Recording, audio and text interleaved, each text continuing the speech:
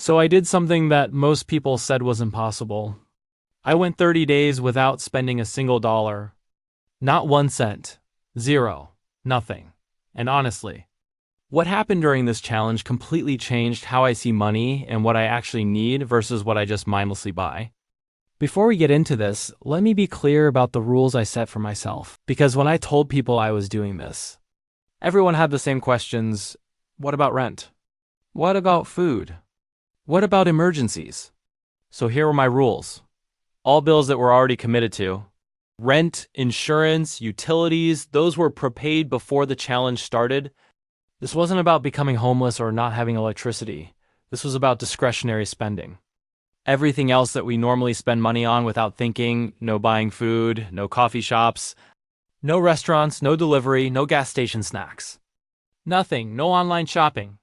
No Amazon, no impulse purchases, I need this moments. No entertainment spending, no movies, no concerts, no subscriptions beyond what I already had. And absolutely no cheating if I spent money. The challenge was over. My name is Mike. And if you've ever wondered where all your money actually goes every month, this video is going to open your eyes. Make sure to hit that subscribe button because what I learned in these 30 days will probably change how you think about spending forever. Days 1 to 3. The reality check, the first 3 days were honestly easy, too easy. Which should have been my first clue about how much unnecessary spending I normally do.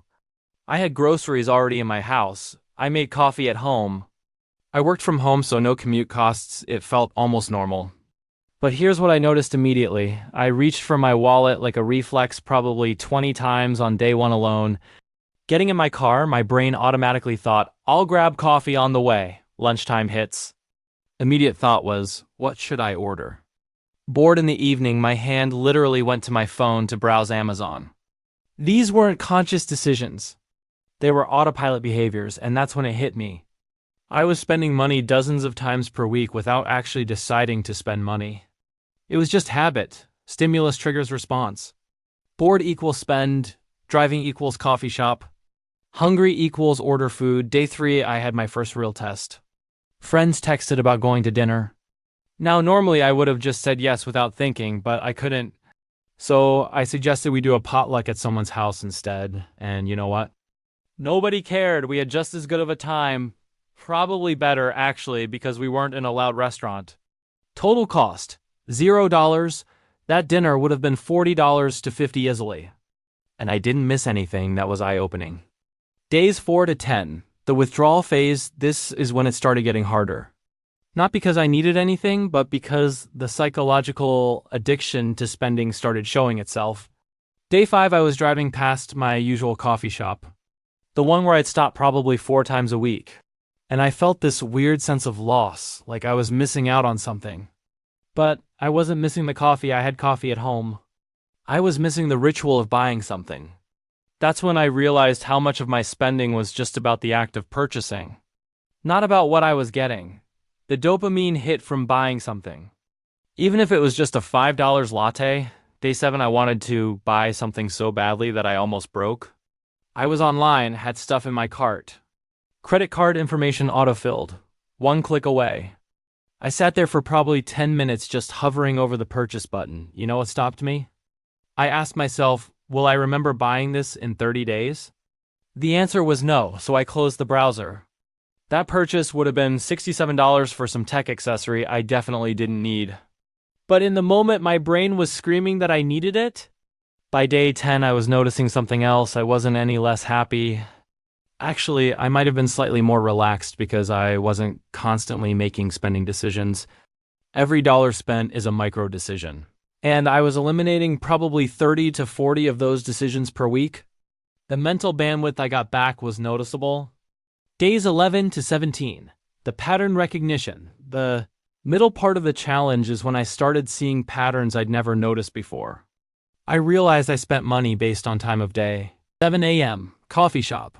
Noon, lunch somewhere. 3 p.m., afternoon snack run. 7 p.m., too tired to cook, so order dinner. It was like clockwork. And none of it was because I was actually hungry or needed caffeine. It was just scheduled spending. I also noticed I spent money based on emotional states, stressed at work. Online shopping, bored on weekend? Let's go somewhere that costs money, happy about something. Celebrate by spending, sad about something. Retail therapy, every emotion had a corresponding spending response. Day 13 was tough because my car needed gas. Now I had prepaid for average gas usage, but I'd been driving more than usual, I was cutting it close. This forced me to actually think about every trip. Did I need to go to the store, or could I wait and combine trips? Could I walk instead of drive? The result? I used probably 40% less gas than normal just by being intentional about it. Not because I was trying to save gas, but because I was forced to think about each trip. Turns out I was making a lot of completely unnecessary drives. Day 15, I had a moment of clarity about subscription services. I was watching Netflix and realized I was only watching it because I was paying for it. Not because there was anything I really wanted to watch. I was consuming content to justify the expense rather than because the content was adding value to my life. Same with Spotify, same with my gym membership I wasn't using, same with the premium versions of apps I rarely opened. I was paying for things and then feeling obligated to use them to justify the cost, instead of only paying for things I actually wanted to use. Days 18 to 24. The uncomfortable truths. The third week is when things got real. Not harder necessarily, but more revealing about my normal behavior. Day 18, I realized something that kind of broke my brain. In a normal month, I probably went out to eat or ordered delivery 12 to 15 times, at an average of $25 per meal. That's $300 to $375 monthly, just on prepared food. But during this challenge, I was eating everything I made, and the food was fine, sometimes actually better than what I'd order. I wasn't suffering, I wasn't eating ramen every night. I was making normal meals with ingredients I already had or that were already budgeted for. That means in normal months I was spending $300 to $400 on convenience. Not on better food, not on nutrition, on convenience. That's $4,000 per year on not wanting to cook. Day 20 was when I had my first real emergency test. My laptop charger died, just stopped working. Normally I would have immediately ordered a replacement on Amazon. Next day delivery, problem solved, $60 to $80 gone. But I couldn't, so I had to get creative. I asked neighbors if anyone had a compatible charger I could borrow. Someone did. I used an old laptop that I had for a couple days. I made it work without spending money, and you know what I realized? The emergency wasn't really an emergency, it was an inconvenience. A real emergency is medical, housing, safety. A laptop charger is just an inconvenience that I would have normally thrown money at immediately. Day 22, I went through my bank statements from the previous 3 months. I wanted to see what I spent money on during a normal month. The results were honestly embarrassing. Average month, $180 on food delivery and restaurants. $85 on coffee shops and random drinks. $120 on impulse Amazon purchases. $50 on apps and digital subscriptions I barely used. $1.95 on gas driving to places I didn't need to go to. Random purchases that I couldn't even remember making, $150. That's $680 in completely discretionary, mostly forgettable spending per month. That's over $8,000 per year that I was essentially lighting on fire. Days 25 to 30. The final stretch and revelation. The last few days were actually the easiest. By this point, not spending money had become the new normal.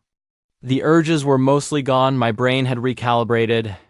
Day 27, I met up with friends and they were talking about stuff they bought recently, and I realized I had nothing to contribute to that conversation, because I hadn't bought anything. And it hit me how much of our social interaction revolves around consumption and purchasing. We talk about what we bought, what we're going to buy, what we want to buy. Our culture is so centered around consumption that not participating makes you feel like an outsider. Day 29, I started thinking about what would happen after day 30. What was I going to buy first? And honestly, I couldn't think of anything I really wanted. There was nothing I'd been depriving myself of, nothing I desperately needed. The things I thought I'd be dying to buy by the end didn't seem important anymore. Day 30 arrived and I'd made it 30 days without spending a single dollar beyond pre-committed bills. And here's what the numbers looked like. Normal month spending, approximately $2,800 total. $1,200 on fixed costs like rent and insurance, $1,600 on discretionary spending.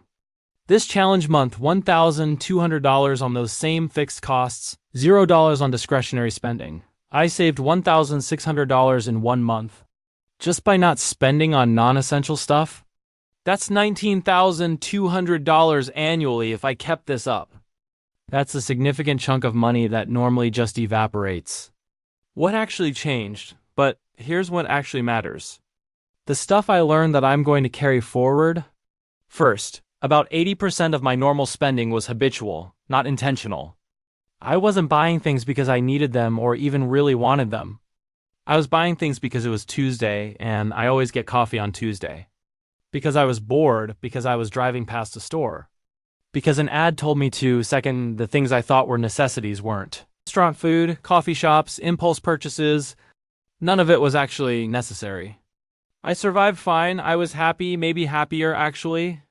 Life quality didn't decrease. Third, spending money is a coping mechanism. I was using purchasing as a way to deal with boredom, stress, happiness, sadness, every emotion. Taking away that coping mechanism forced me to deal with emotions directly instead of medicating them with consumption. Fourth, the difference between needs and wants is massive. I need shelter, food, basic utilities. I don't need any of the stuff I spent $1,600 on every month.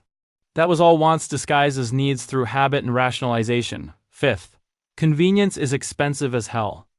The premium I was paying to not cook, to not make coffee, to not plan ahead, to not be slightly inconvenienced was enormous. Thousands per year just to avoid minor effort. The actual results. So, what am I doing differently now that the challenge is over? I'm not staying at zero spending. That's not realistic or even necessarily desirable long term, but I made some permanent changes. Coffee shops. Cut from 4x per week to maybe once per week as an actual treat. Savings. Roughly $15 per week, $780 annually. Eating out. Cut from 12 to 15 times per month to 4 to 5 times per month. And only for social occasions or genuine experiences. Not convenience, savings, roughly $200 per month. $2,400 annually, impulse purchases. Now I have a 48-hour rule. If I want to buy something non-essential, I wait 48 hours. If I still want it after 2 days, I consider it. Usually I forget about it. Savings, roughly $100 per month. $1,200 annually, convenience spending. I batch errands, meal prep on Sundays, make coffee at home, plan ahead to avoid emergency purchases. Savings, roughly $150 per month, $1,800 annually. Total annual savings from these changes, over $6,000. That's money that was just disappearing into nothingness before, now it's going into investments. Building actual wealth instead of funding my unconscious spending habits. The uncomfortable truth, here's the thing nobody wants to hear. Most of us aren't broke because we don't make enough money. We're broke because we spend everything we make on stuff we don't need. We've confused wants with needs, we've let convenience become mandatory. We've made consumption our default response to everything. This challenge proved to me that I can live perfectly fine on way less than I thought. The extra spending wasn't buying me happiness, comfort, or better life quality. It was just keeping me on a treadmill of earn and spend, and the crazy part? I'm not even extreme about this. There are people living on half what I spend who are perfectly happy. The hedonic treadmill is real. More spending doesn't equal more happiness past a certain baseline. What you should do, look. I'm not saying everyone should do a 30-day zero-spend challenge. Though honestly, if you're serious about understanding your money, you should, but at minimum, do this. Track every dollar you spend for 30 days. Not to judge yourself, just to see where it goes. You'll be shocked, I guarantee it. Then ask yourself, which of these purchases do I actually remember? Which improved my life meaningfully? Which were just habit or impulse? Then cut the stuff that doesn't matter, not all of it. Just the stuff that's not adding real value. You'll probably find you can cut 30 to 40% of your spending without impacting your life quality at all. Maybe improving it, that money can go toward building wealth, achieving financial independence, buying actual freedom instead of just stuff you'll forget about in a week. If this challenge taught me anything, it's that financial freedom isn't about making more money. It's about needing less, and needing less is completely within your control right now. So try it. Do a week, do 2 weeks, do a month if you're serious. See what happens. You might surprise yourself with what you learn about your spending habits and what you actually need to be happy. And if you do try this, drop a comment and let me know how it goes. I want to hear what you discover about your spending. If this video opened your eyes to where your money might be going, hit that subscribe button and smash the like. Drop a comment telling me, could you do 30 days without spending? What would be the hardest part for you? Thanks for watching, and I'll see you in the next one.